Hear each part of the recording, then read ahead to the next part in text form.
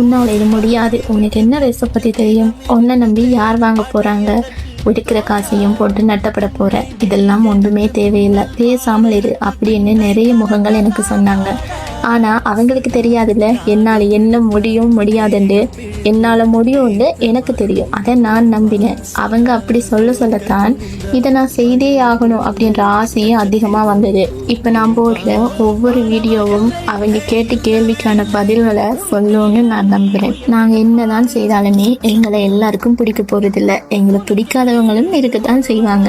அவங்க தான் எங்களை அடுத்த லெவலுக்கு கொண்டு போகிறவங்க.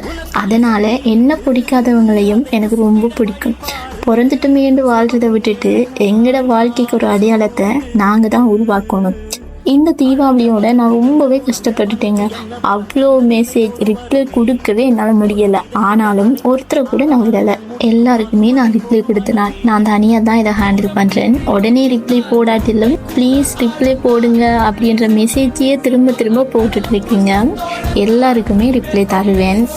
கொஞ்சம் லேட் ஆகும், ஆனாலும் கண்டிப்பாக ரிப்ளை தருவேன். தீபாவளி பார்சல் எல்லாமே பேக்கிங் பண்ணி முடிக்கவே 2 மணி ஆச்சு. இந்த வீடியோ நைட் தான் எடுத்தேன். ஃபேஸ் பாருங்க எப்படி டல்லாக இருக்குண்டு. அந்தளவுக்கு கஷ்டப்பட்டுட்டேங்க.